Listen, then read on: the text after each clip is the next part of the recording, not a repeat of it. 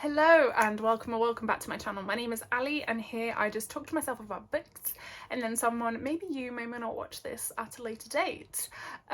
Welcome if you've not been here before. I just tend to talk to myself a lot about books and bookish things I've done or books I want to read, and I do a lot of hauls because I have zero self-control.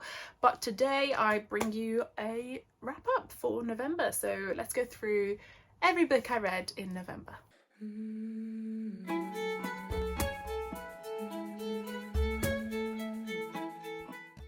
So I haven't done the stats at all for this month, but I have read 1, 2, 3, 4, 5, 6, 7, 8, 9, 10, 11, 12, 13 books in the month of November. Overall, it was a pretty good month. There were a few little letdowns, but let's cover them off and I'll let you know. I will start with kind of like an easy and cute read, which was a manga, and this is called Our Dining Table by Mita Ori. It is so cute. It's essentially about these two guys that meet. One of them is, he's a salary man, so he just works like an office job, but he does have a talent for cooking. However, he really struggles to like eat with other people and is just like really shy and stuff. But then one day he meets Minoru and Tain, who are this blonde one and this little kid, and he gives them like, I think, this little onigiri that he'd made, and the kid is like obsessed, and so from there on they start like eating together, and this like lovely little friendship and maybe more starts blossoming, and it's just adorable and I love it. And I think there is another one now as well, but I really liked how this ended anyway, and it's so cute. So it's a bit of like a, could be a standalone, but could also be, I think there is a sequel to it. But yes, that was the first book I read. Then I finally took a trip into Ali Hazelwood's dip into the Omegaverse / kind of like fantasy romance. So here we have Bride and Mate. So in these two books we follow characters that are either vampires or werewolves, and yeah, it's very cute, but it was, I don't know, like I liked the usual formula of Ali Hazelwood. Like I don't think, as I said, there's any book that she would write that I would not enjoy, but there are aspects of this that I was worried about, that put me off reading it for a while, and those things were still like not really something I was overly keen on. So there are things like knotting, which, you know, if you want to know more about, do Google it, but be warned. And then there are also kind of things that are kind of more Omegaverse that I'm not really kind of into. So for example, in one of them there's a lot about like the character being in heat, which I don't know, it wasn't like really a vibe for me, but overall I still enjoyed them. I still love Ali Hazelwood's writing, but I think in terms of how these rank up compared to the others, I do prefer her more like contemporary STEM romance type books. Although saying that, both of these did have elements of kind of like STEM in there, so I think there's like someone's like a cybersecurity professional or like a computer nerd type thing, and I can't remember what the second one is. But yeah, so in this one we follow Misery Lark, who is the only daughter of a very powerful vampire. She ends up being betrothed to the heir of like one of the werewolf families to be able to strengthen the bonds because there's a war coming or something. They don't like each other initially, or she doesn't like him, and then yeah, they kind of I don't know, they kind of have to work together, hit it off, and there we have it. And then this one we follow another character from the first book, I won't spoil who is a werewolf, and she ends up kind of going somewhere with another alpha to learn more about her heritage and goes through things. I think this one's a bit more insta-lovey, insta-lust, so I didn't like this one as much, but I didn't like that aspect of it as much, but I did like the actual like storyline and writing in this one, actually in both of them. Like the characters were your usual Ali Hazelwood characters, and you know the tropes are pretty similar, but as I said, I think just the Omegaverse isn't necessarily for me, and that is why probably these don't rank up as high as the others I've read from Ali Hazelwood, but she's still one of my favourite authors in terms of like romance. And then I also read, or rather listened to, another Ali Hazelwood novella, which was Two Can Play. This follows two characters at like rival companies creating games, and they end up going on like a retreat together, the two companies, and I can't remember the names of the characters, but the girl thinks that the guy hates her because he's like been ignoring her for the past like few years, and it's like definitely a miscommunication, misunderstanding type trope of a story. But I was listening to it, and it's quite a short one, and it is going to be published, so I have pre-ordered it in paperback so then I can go into my collection, but it was originally just an audio, and it is really cute. It was really sweet actually, and I liked that it was set in kind of like the gaming world, and one of them is a gamer designer and the other one is also a game designer, but they kind of design different types of games. So one of them is very much on like the action, like first person shooter type vibes, whereas the other one's more about like long-term stories, and they end up like working together to create this game based on a book series that they both really love for different reasons. And it was really cute, and I really liked it, and I actually think it's one of like my favorite ones that she's written, even though it's such a short story. I do wish it had been a little bit longer, but it was cute. Then I read another book that I no longer have in physical edition because I got rid of it, and that was Lucy Undying, and I don't remember who the author is, but I will put it up here. Nothing especially wrong with this book, it just wasn't what I thought it was going to be, and I didn't want to keep it because it was a hardcover and they take up loads of space. But essentially this follows Lucy, who was one of like Dracula's first victims in the original Bram Stoker's Dracula, and it follows her story where she doesn't end up dying like you think she does, and kind of follows her into modern age. And it also follows another character who has come to like claim some inheritance, and there's this whole like story about a cult which just got a little bit weird, and I think maybe that's why I didn't end up liking it as much. It just got a bit wild. It wasn't what I thought it was going to be. I'd also like read Bury Our Bones and the Midnight Souls the month before, which was like one of my favourite books of this year, and I think compared to that it just wasn't up there. So it was fine, the writing was fine, but it just wasn't a book that I wanted to keep on my shelves, especially in a hardcover edition.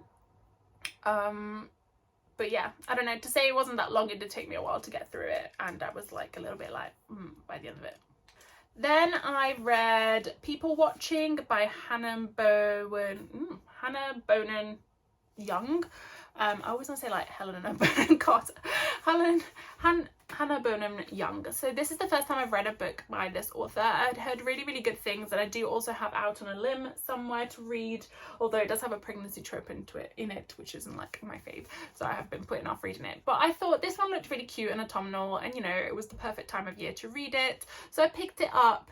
It was okay, it was fine. So this follows a girl called Prudence. She has become a carer for her mum, who is struggling with like early onset Alzheimer's, or was it dementia? No, early onset Alzheimer's. And so she's kind of stayed in her small town instead of kind of doing what she wanted to do after she'd like finished school and stuff, but she wants to be there, she's enjoying it, she's supporting her family, etc. And she ends up bumping into Milo, who has come back to that town to help out his brother, who has like a bunch of kids. I don't remember how many, but anyway, they're pregnant with like a new child, so he's come back to like help out. He's got quite like a sad past in terms of like parental abuse and stuff, so it does deal with quite like heavy topics. You've got kind of that aspect of it, and also obviously the caring for a loved one who's going through terrible, horrible illness, which is very sad. And yeah, they kind of like end up striking a little bargain, so to speak, of just having like a casual thing where they'll be like friends with benefits essentially.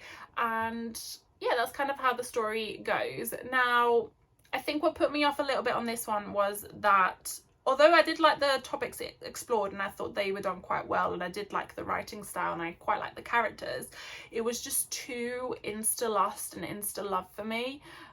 I just really hate that. I just need a bit of slow burn, a bit of build up. Like, I need to be able to feel like the characters actually have spoken more than 3 words before they want to jump each other's bones. I don't, otherwise I'm just not really, one, believing of it, but also just not really that like engaged in the story as much, because I don't care.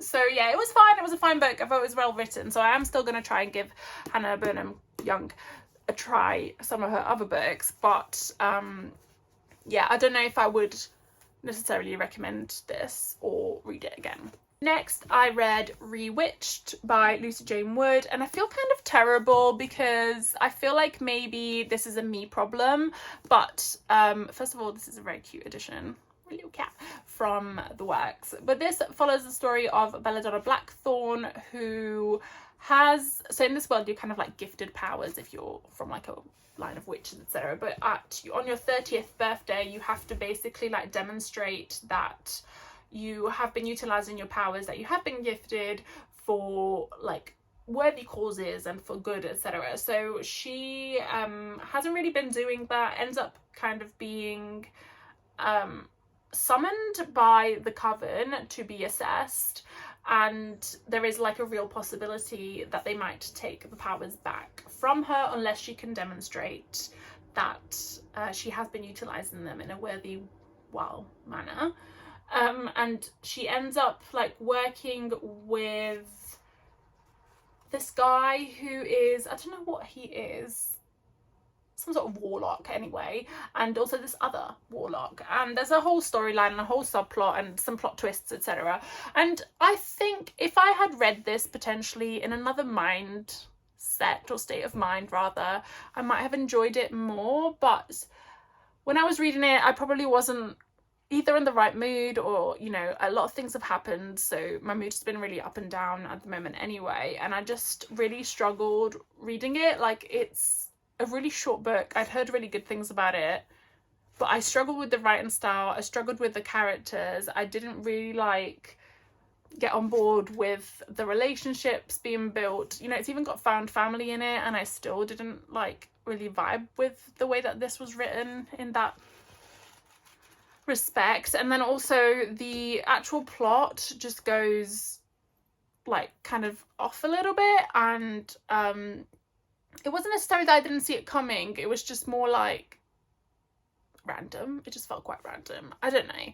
But I feel like I might give this another go maybe next year, because I don't know if it was just like a case of I wasn't in the right mindset to read this when I read it, or that it's genuinely a book that doesn't gel well with me.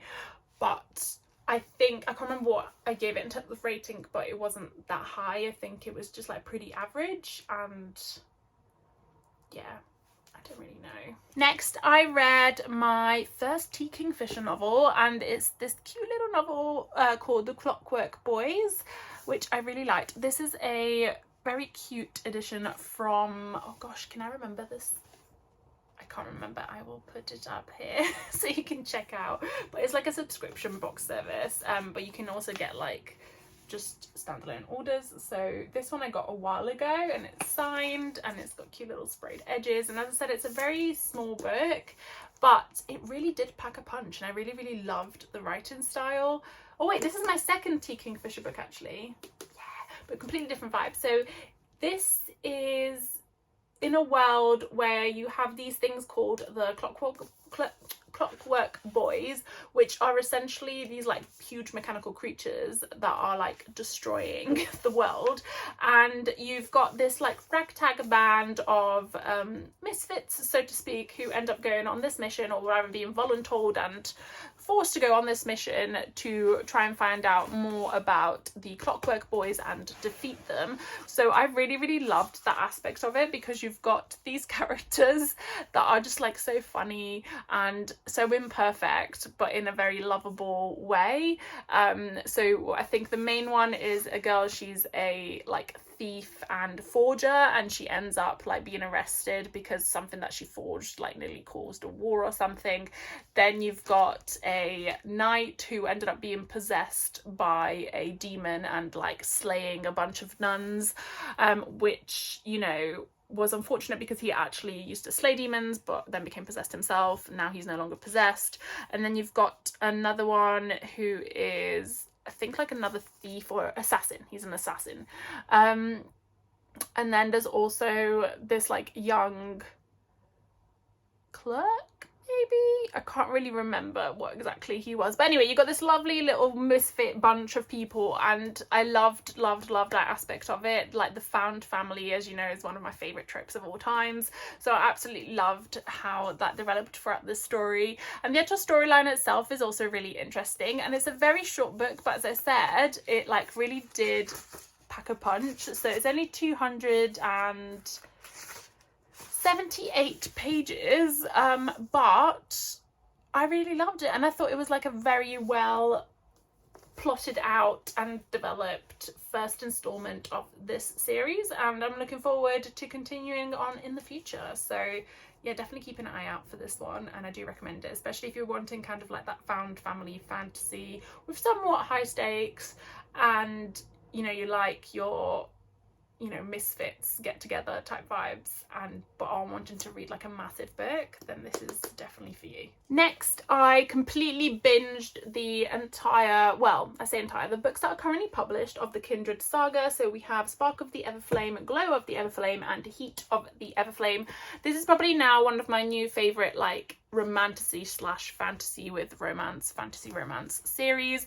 I love the characters in this. I do find DM, who is the main female character, a little bit annoying sometimes because she just jumps to conclusions a lot, and it's just literally like, girl, let them speak, and then you will find out what the truth is. But she just cuts everyone off all the time. But so this follows DM, who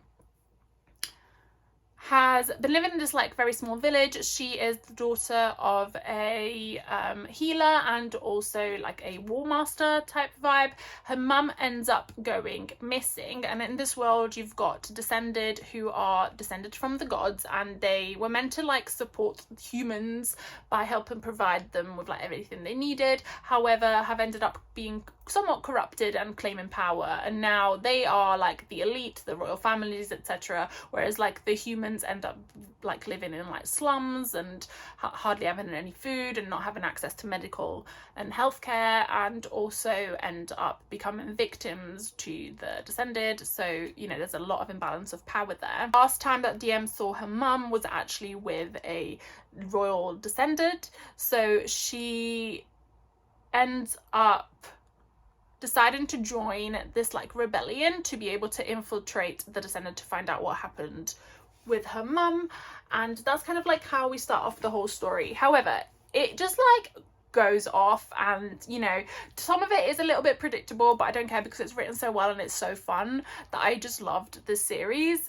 Also, the slow burn between the male love interest and the main female character is just so slow that I loved it. Like, it was almost borderline too slow, but when eventually we got there, I was like, yes, and it was perfect. It was like a really, really good build up over a long amount of time. There's also like a little bit of like a love triangle at one point, which is cute.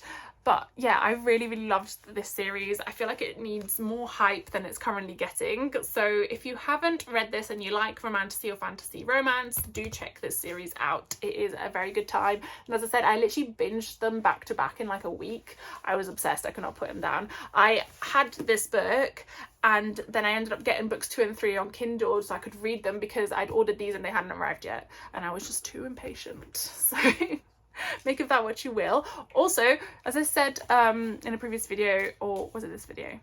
I can't remember, but anyway, I actually got to meet Pen Cole the other day, and she ended up signing my book for me. Also gave me like this very cute bookmark. This also has fan family in it. It gives like a little bit of like ACOTAR type vibes, I'd say, in terms of like the found family aspects in the circle type vibe.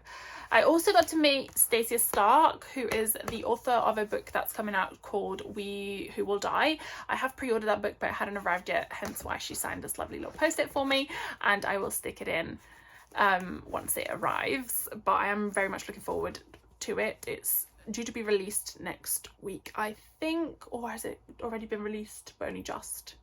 But anyway, so that'll be quite cool. So that's kind of like fae, vampires, some trials. It sounds really fun. All kind of set in a like Roman inspired world. But back to this. Off a tangent. Love this series. Can't wait for book 4. Can't believe I have to wait a whole year for it. But here we are. Then, because I've realised that my favourite genres tend to be fantasy, but more specifically ones that rip your heart and stomp on them repeatedly, I read Empire of the Dawn by Jay Kristoff, which is the final book in the Empire of the Vampire trilogy. And oh my god, I don't even know what to say about this. Like, I honestly have no words for this book. It's now been about a month since I've read it, maybe a little bit longer, and I'm still thinking about it every day. I'm still shook. I'm obviously not going to tell you what happens in it because it's massive spoilers, but let's just say that many a times the book was nearly thrown across the room. There was a lot of like screaming and whimpering on my part because things kept happening that I just wasn't ready for mentally or emotionally, and I love it. I love it. It is definitely one of my favourite series of all time. The grimdark elements are very good, perfect, and I've spoken at length about Empire of the Vampire and also Empire of the Damned before, so I don't want to bore you again, but just a quick recap. We essentially follow Gabriel de Leon. It's a bit of a like back and forth book in terms of times, so we follow him in the present day where he's been captured by vampires. In this world there was this like apocalyptic event called the Day's Death, which caused the sun to, I don't know what happened, like disappear almost entirely, but anyway, the light became the sunlight became weak enough that vampires could like roam the earth at all hours of the day, so they ended up like taking it over, and Gabriel de Leon ends up being a silver saint, which is like this order blessed by God or something that ends up, that is trying to slowly that is trying to like banish the vampires and reclaim the world for the humans. But as I said, in the current day he's been captured by the vampires and he's been interviewed, so you've got kind of like these time jumps where he's there in the room with the vampire interviewing him, and then he's also like retelling the tale of his childhood, how he came to be a silver saint, and then like kind of all the events leading up to that current moment in time, which is when he's in the prison cell. So I love this book. It is very grimdark, it is very crude. You know, if you ever like watch an interview with Jay Kristoff or have met him in the past, like it is literally him in a book, like it makes sense, and I love it. And I got to meet him and it was amazing. And yeah, this the way that this book ended for me was perfect. I have seen a few different kind of takes on it. Some people thought it wasn't kind of ended in the way they had expected, and maybe they would have preferred it to end another way, whereas for me it didn't end in the way I expected, but I loved the way that it ended so much more, and I'm so happy with how it ended, although it did tear my heart out many times. But yeah, if you enjoy grimdark, if you like vampires and kind of action and, you know, quite like crude writing, I would very much recommend Empire of the Vampire series. It is one of my favourite series of all times for a reason. And then last but not least, I read book 4. Yes, book 4 of the Red Rising series. So I believe I know there are 6 books published so far. The 7th book, Red God, is due to come out in 2026 and I cannot wait. I have so far read 5.5, so I'm halfway through Lightbringer, which is the 6th book, but this is the 4th one. I won't tell you what happens in this book specifically because it is spoilers, but essentially Red Rising is a story set in space, so it's sci-fi. You've got this like hierarchical caste system based on colours, where the golds are at the top and the reds are at the bottom, and we follow Darrow, who is our character, who is a red. So he is a miner on Mars. You know, they've been mining there for a long time because they are meant to be preparing the surface of Mars to be habitable for like future generations. However, what they end up learning is that it's been habitable for a long time. They've just never been allowed to live up there, so they've been living underground for like generations, because then the golds have like basically been utilizing them to like do their dirty work for them and reaping the rewards, which is to live above ground. So Darrow and his wife, they're both very young, but that's kind of like because they don't tend to live very long, so they got married quite young. They end up finding this out. They sneak to like the surface to watch the stars. They end up being found out, and then they end up being punished, and as a result of that it sets off a number of events which lead to somewhat of a revolution. We have Darrow infiltrating kind of the golds via the training academy or institute that they attend. I won't say exactly how he does that, but that's kind of how the whole story starts. And the first book is like a little bit slow. It's almost like a bit like Hunger Games in space, but I really liked it. And you're following these characters as they're getting older. So I think we start off where he's like kind of late teens, early 20s, and then we end up kind of following them through to when they are, I don't even know how old he is right now, but anyway, when they're like, you know, adults, full on adults. So I love this series. It's another one that's kind of like grimdark sci-fi rather than fantasy, but very much ruining my life in the best ways. I don't know if this one I wanted to throw across the room. I'm pretty sure I did. I know definitely the next one, Dark Age, which I will recap in my December wrap up. There was a bit where I had to put it down and stop reading it because I was just like, I cannot take this anymore. And Lightbringer, it's having the same effects now in more of like a, like I want to cry every other chapter because of something that's being said. But yeah, I have just fallen in love with these characters. None of them are perfect by any means at all, but it's also like a very difficult situation, so you can kind of understand why certain things are being done and why certain decisions are having to be made. So I can definitely, the hype for Red Rising is very, very real, and I highly recommend it, especially if sci-fi is potentially a genre that you haven't really read of before and you're not sure if you're going to like it. I think this is definitely like a good segue into it if you don't mind like a lot of violence and like grim dark type setting. But yeah, I love it. As I said, I was always kind of worried that sci-fi wasn't really for me, but this series has completely changed my mind. It is now one of my top series of all times, and I cannot wait for book 7 to come out this year. Well, this year, 2026.